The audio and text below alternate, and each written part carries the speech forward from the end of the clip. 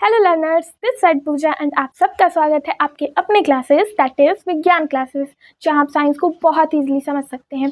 तो चलिए हम लोग क्लास 6 एनसीईआरटी साइंस की सीरीज़ को आगे बढ़ाते हैं एंड आज हम लोग स्टार्ट करने वाले हैं chapter 4 that is sorting material into groups. अब आप कहोगे मैम नाम तो बड़ा लंबा चौड़ा है, सुनने में भी काफ़ी अच्छा लग रहा है, बट हमें कुछ पल्ले नहीं पड़ रहा, कुछ समझ नहीं आ रहा क्या है शॉर्टिंग का मतलब, क्या होता है मटेरियल इनटू ग्रुप्स, क्या होता है। अब अच्छे से समझाओ। ठीक है, आप खुद समझ जाओगे। अब आप कहोगे खुद कैसे समझ जाएंगे, तो उसके लिए आपको मेरी एक स्टोरी सुननी पड़ेगी। आप उस स्टोरी को जब सुनोगे ना, तो ये आपको पूरा चैप्टर किस बारे में पढ़ने वाले हैं आप अच्छे से समझ जाओगे। तो हुआ यूँ, इसी दिवाली की बात है। दिवाली से जस्ट पहले क्या हो गए, मेरे एग्ज़ाम्स हो गए। अब मेरे एग्ज़ाम्स हो गए, एग्ज़ाम्स में इतनी बिजी हो गई कि मैं दिवाली की कोई भी शॉपिंग नहीं कर पाई, कुछ भी नहीं, ना दिए ना पटाखे क्लोथ्स कुछ भी नहीं ले पाई। अब जब एग्ज़ाम ख़त्म हुआ तो मैं क्या नोटिस करती हूँ, मेरे पास जस्ट एक दिन बचा होता है हर चीज़ शॉपिंग करने का। तो मैंने क्या किया, बस एक बड़ा सा झोला उठाया और निकल गई मार्केट।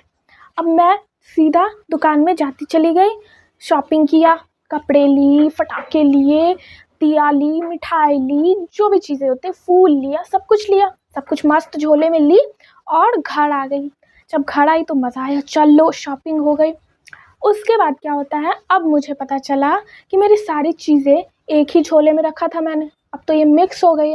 मुझे अब सबको क्या करना पड़ा, अलग अलग करना पड़ा। क्यों? क्योंकि वो सारे डिफरेंट मटेरियल के हैं। क्लोथ तो हमारा अलग मटेरियल है, क्लोथ को हम पहनते हैं। मिठाइयाँ हम खाते हैं, वो अलग मटेरियल हो गया। पटाखे हमारे अलग मटेरियल हो गए। तो यहाँ मैंने क्या किया, मैंने चीज़ों को शॉर्ट लिस्टेड किया मतलब शॉर्टिंग मटेरियल इनटू ग्रुप, मतलब चीज़ों को उनकी कैटेगरी के हिसाब से अलग अलग करके रखना ही शॉर्टिंग मटेरियल इनटू ग्रुप कहते हैं। तो आई होप आप इस चैप्टर को इस स्टोरी के थ्रू काफ़ी अच्छे से समझ गए होंगे हम लोग किस बारे में पढ़ने वाले हैं। अच्छा, यहाँ एक बात और नोटिस करने वाली है कि हम चीज़ों को उनके किसी भी बेसिस पर ग्रुप लिस्टेड या शॉर्ट लिस्टेड कर सकते हो। अब आप बोलोगे इसका क्या मतलब है, मतलब आप उनके शेप के हिसाब से, कलर के हिसाब से, उनके टच के हिसाब से, किसी भी चीज़ के हिसाब से अलग कर सकते हो। जैसे अगर आप अपने आसपास देखो तो आप क्या नोटिस करोगे, मैं आपको बोल दूँ, जस्ट एक एग्जांपल ले लो। मैं आपको बोल दूँ कि आप अपने आसपास सारे राउंड चीज़ों को ऑब्जर्व करो, ठीक है। अब आप राउंड तो कुछ भी ले सकते हो, आपके पापा का सिक्का जो है उनके पास, मम्मी जो रोटी बनाती है वो, मेरे ग्लासेस देख लो, बहुत कुछ है ना। आप अपने स्टडी मटेरियल में भी कुछ भी देख सकते हो। तो राउंड चीज़ों को हम वहाँ से शॉर्ट लिस्ट कर लेंगे। अगर मैं आपसे कहूँ स्क्वायर चीज़ों को देखो, तो आप क्या देखोगे, ये बोर्ड हमारा रेक्टेंगल है, ओके। स्क्वायर बोलूँ, इस टाइप से चीज़ें क्या कर सकते हैं हम, शॉर्ट लिस्टेड कर सकते हैं। और अगर मैं आपको बोलूँ कि आप पिंक कलर की चीज़ों को ऑब्जर्व करो, तो आपकी कोई ड्रेस हो सकती है पिंक, आपके घर का कर्टन पिंक हो सकता है ना। बहुत सारी चीज़ें हमने क्या की, कलर के बेसिस पे अलग कर दिया, शॉर्ट कर दिया, शॉर्टिंग मटेरियल कर दिया। तो हमने क्या ऑब्जर्व किया, हम किसी भी बेसिस पे चीज़ों को, ऑब्जेक्ट को अलग कर सकते हैं। तो अगर हम देखें तो हम ऑब्जेक्ट को ग्रुप कर सकते हैं किस बेसिस पे, किस चीज़ से वो बने हैं, इस बेसिस पर भी कर सकते हैं अलग। यहाँ से हमें बहुत सारी चीज़ें पता चल गई कि शेप के बेसिस पे हम उसे अलग कर सकते हैं, कलर के बेसिस पे कर सकते हैं, आपका जो मन करे आप उस बेसिस पे चीज़ों को शॉर्ट लिस्टेड कर सकते हैं। तो आई होप यहाँ तक आप काफ़ी अच्छे से समझ गए होंगे।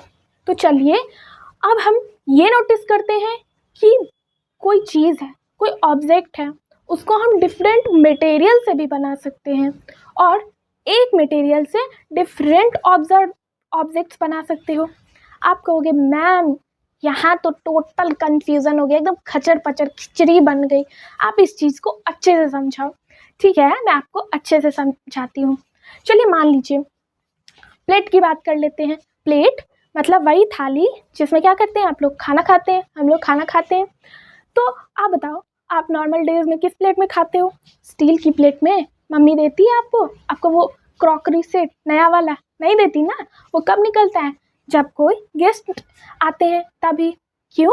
क्योंकि हम मम्मा ने उसको ऐसे ही शॉर्ट लिस्ट किया है कि नॉर्मल डेज में हमारा स्टील का प्लेट चलेगा, कोई गेस्ट आएंगे तो हमारे कांच वाली ग्लास, वो हमारा स्पेशल चीनी मिट्टी वाली क्रॉकरी सेट ही यूज़ होगी। तो हमने क्या ऑब्जर्व किया, हमारी थाली जो है वो स्टील के भी हो सकता है, कांच के भी बर्तन हो सकते हैं, प्लास्टिक के भी बर्तन होते हैं, मेटल्स का भी हो सकता है ना, चीनी मिट्टी का भी हो सकता है। ठीक है। और अगर हम नेक्स्ट एग्जांपल देखें, let's suppose this pen, marker या फिर पेन है आपके घर में, आप जो यूज़ करते हो लिखने में, वो किस चीज़ का हो सकता है? प्लास्टिक का भी होता है, मेटल का भी पेन होता है ना। थोड़ी सस्ती वाली लो तो प्लास्टिक की मिल जाएगी, थोड़े अच्छे पैसे खर्च करो तो क्या मेटल का पेन मिल जाता है ना। तो हमने क्या ऑब्जर्व किया, ऑब्जेक्ट जो है हमारे डिफरेंट मटेरियल से बन सकते हैं, मतलब एक ही ऑब्जेक्ट डिफरेंट मटेरियल से बन सकते हैं। तो आई होप कि ये आप समझ गए होंगे। अब आप बोलोगे चलो मैम ये तो हमें समझ के आ गया, अब हमें दूसरा प्रोसेस समझाओ कि एक ही मटेरियल से डिफरेंट ऑब्जेक्ट कैसे बना सकते हैं, है ना। सपोज मटेरियल हमारा क्या है, वुड है, लकड़ी है। अब उसको हम लोग क्या कर सकते हैं, बहुत सारी चीज़ें बना सकते हैं। अगर आप अपने आसपास देखो तो कैसे हमारे चेयर, टेबल, हमारा प्लो जो होता है, बुलक कार्ट, बैलगाड़ी, ये सब किस चीज़ों से बन जाती है? एक ही मटेरियल से, वुड से। इतनी सारी चीज़ें बन गई ना। तो एक मटेरियल ने क्या किया, डिफरेंट ऑब्जेक्ट को बना दिया। वहीं बात करें हम पेपर की यूज़ की, तो पेपर तो आप तो स्टूडेंट हो, आप और अच्छे से समझोगे। कैसे? हमारे बुक्स, कॉपी, न्यूज़पेपर, टॉयज़, है ना। एरोप्लेन जो हम लोग बना के उड़ाते हैं, किस चीज़ से बना होता है? पेपर से। तो हमारे इतनी सारी चीज़ें किस चीज़ से बन जाती हैं? पेपर से बन जाती हैं। तो आई होप कि आप ये चीज़ भी काफ़ी अच्छे से समझ गए होंगे कि हम एक ऑब्जेक्ट से डिफरेंट मटेरियल मतलब हमारा एक ऑब्जेक्ट डिफरेंट मटेरियल का हो सकता है, वहीं एक मटेरियल से हम डिफरेंट ऑब्जेक्ट बना सकते हैं। और अगर हम थर्ड पॉइंट देखें तो हमारा एक ही ऑब्जेक्ट बनाने में 2-3 मटेरियल भी यूज़ हो सकता है। कैसे? अगर हम लेट्स सपोज प्रेशर कुकर की बात करें, जिसमें हमारे घर में क्या बनता है, खाना बनता है, उसको ऑब्जर्व करें तो हम क्या पाते हैं, हमारा कुकर स्टील का होता है, बट उसका जो होल्डिंग होता है जहाँ से, वो किस चीज़ का बना होता है? बैकेलाइट का। तो एक ही ऑब्जेक्ट में हमने डिफरेंट मटेरियल्स भी यूज़ किया, है ना। तो आई होप कि यहाँ तक आप काफ़ी अच्छे से समझ गए होंगे। अब आप कहोगे चलो हम यहाँ तक तो काफ़ी अच्छे से समझ गए, बट हम डिफरेंट ऑब्जेक्ट को डिफरेंट मटेरियल से क्यों बनाते हैं? क्यों ऐसा नहीं हो सकता कि एक ही मटेरियल से सारे ऑब्जेक्ट बना दो?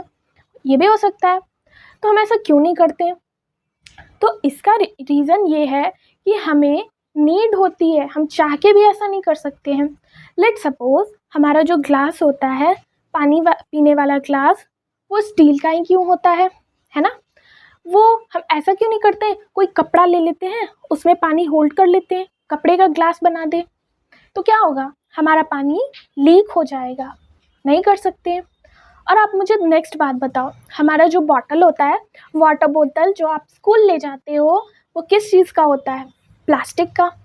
हम मटका को क्यों नहीं ले जाते हैं? मिट्टी का बॉटल क्यों नहीं ले जाते हैं?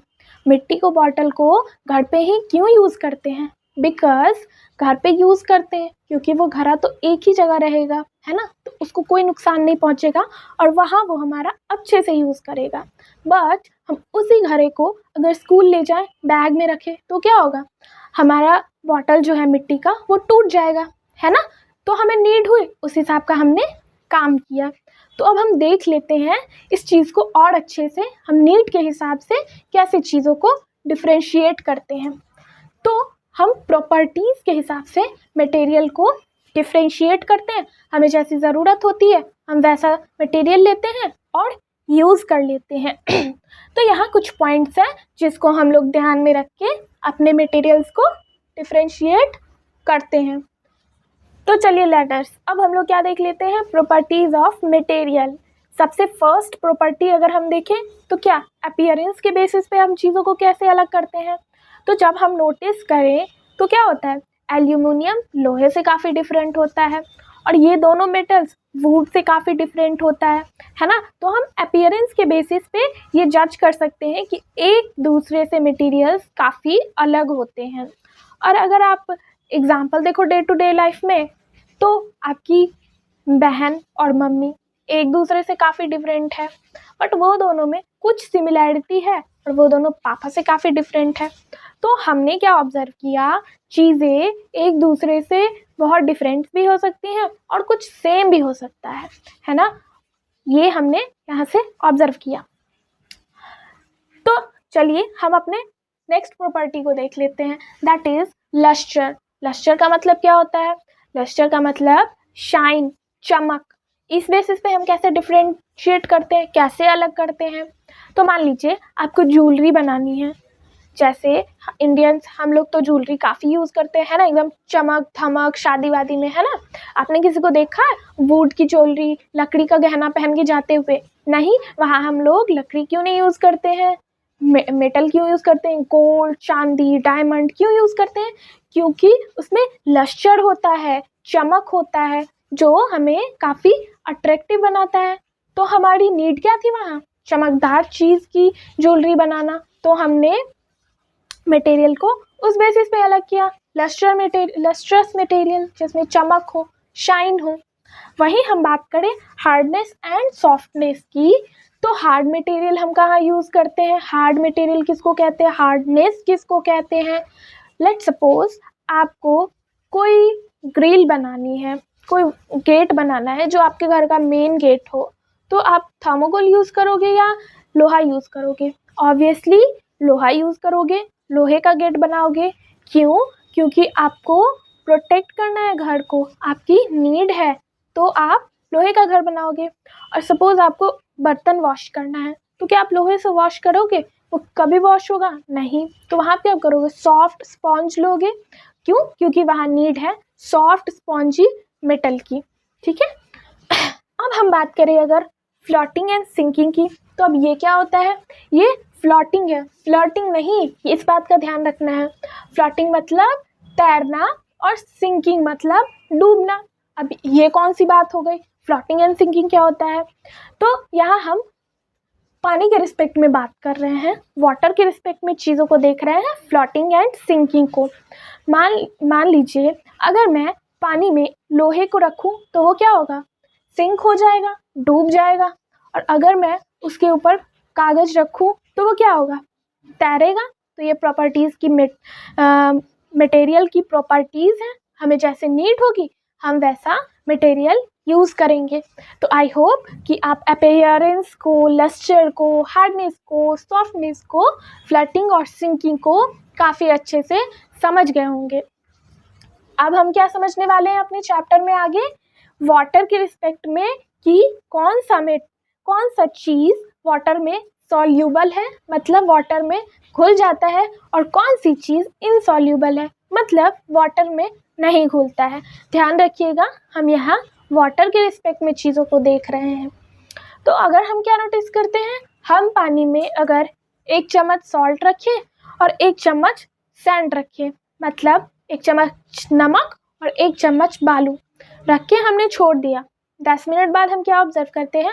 हमारा सॉल्ट जो है वो पानी में दिख भी नहीं रहा, वो कहाँ गया? क्यों? क्योंकि वो घुल गया, पानी में घुल गया, वो सॉल्यूबल है। और वहीं सैंड को देखें तो हमें छोटे सैंड के जो कण होते हैं ना, पार्टिकल्स, वो दिख जाएंगे। Why? Because sand is insoluble. तो यहाँ से हमने क्या ऑब्जर्व किया? पानी में जो चीज़ें घुल जाती हैं, मिक्स हो जाती हैं, वो दिखती नहीं है, उसे हम क्या कहते हैं? सॉल्यूबल। तो अगर इसका एग्जाम्पल देखें हम, तो कौन कौन सा हो जाएगा? सॉल्ट हो गया हमारा, शुगर हो गया, विनेगर, लेमन जूस, है ना, नमक, चीनी, विनेगर जिसको हम लोग सिरका बोलते हैं, ज़्यादातर अचार बनाने में यूज़ करते हैं, और लेमन जूस यानी नींबू का रस। ये सब क्या है? आप पानी में डाल दो, मिक्स कर दो, थोड़ी देर छोड़ दो, ये मिक्स हो जाएगा, दिखेगा भी नहीं, पता भी नहीं चलेगा। और वहीं अगर हम बात करें सैंड की, बालू की, मिट्टी की और ऑयल्स की भी, तो ऑयल भी क्या होते हैं? ये सारी चीज़ें पानी में आप मिक्स करके कितना भी देर छोड़ दो, ये आपको नहीं दिखेगा, है ना, विजिबल होगा। ध्यान रखिएगा, कुछ ऑयल्स ऐसे होते हैं जो वाटर में फ्लोट करते हैं और कुछ ऑयल सिंक करते हैं, मतलब डूब जाते हैं। तो आई होप ये आपको क्लियर होगा। अब हम तीसरी प्रॉपर्टीज़ देख लें मेटल्स की, मटेरियल्स की, चीज़ों को कैसे उनको कैटेगराइज किया गया है। तो वो हमारे 3 प्रॉपर्टीज़ हैं, एक एक करके हम समझेंगे। सबसे पहले ट्रांसपेरेंट मटेरियल को अगर हम देखें कि ट्रांसपेरेंट मटेरियल किसको कहते हैं, तो ट्रांसपेरेंट मटेरियल वैसे मटेरियल होते हैं जिनके आर पार हम देख सकें, वो कम्प्लीटली विजिबल हो। जैसे आपके कार का शीशा है ना, हमें वहाँ वैसे चीज़ की, मटेरियल की नीड है जिसमें हम कार के आसपास देख सकें, है ना। ऐसा हमारा मटेरियल हो जो हमें दिखे ही नहीं। लेट सपोज ऐसा शीशा हो, शीशा ना लगा के हम वुड लगा दें, कुछ दिखेगा नहीं, गाड़ी क्या होगी, जाके ठुक जाएगी। तो हमें नीड थी ट्रांसपेरेंट मटेरियल की, तो हमने वहाँ क्या यूज़ किया, कार ग्लास बनाने में हमने ट्रांसपेरेंट मटेरियल मतलब ग्लास को यूज़ किया। तो कुछ ऑब्जेक्ट ट्रांसपेरेंट होते हैं जिनके हम आर पार देख सकते हैं। अब नेक्स्ट मटेरियल की बात करें, दैट इज़ ट्रांसलूसेंट, जिनके आर पार हम थोड़ा थोड़ा देख सकते हैं। जैसे एग्जाम्पल बटर पेपर, जो पार्शियली मतलब थोड़ा सा विजिबल हो। इस चीज़ को आप घर पे भी ट्राई कर सकते हो। आप एक पेपर ले लेना और उस पर थोड़ा ऑयल लगा देना, तो आप क्या नोटिस करोगे कि आपको थोड़ा थोड़ा दिखना शुरू हो गया। अच्छे से नहीं दिखेगा बट थोड़ा थोड़ा विजिबल होगा, बिकॉज तब वो पेपर ट्रांसलूसेंट बन जाता है। तो हमने ट्रांसपेरेंट और ट्रांसलूसेंट को काफ़ी अच्छे से समझ लिया। बात करें हम ओपेक सब्जेक्ट की, तो ओपेक सब्जेक्ट क्या होते हैं, जो कम्प्लीटली इनविजिबल होते हैं, जिनके आर पार हम नहीं देख सकते हैं। जैसे हमारे घर की दीवार हो गई, क्या हम आर पार देख पाते, नहीं, why, because that is opaque, वो ओपेक है। वुड की बात करें, जो भी मटेरियल हो, सिंपली हम ये समझेंगे जिसके आर पार आप नहीं देख सकते हैं।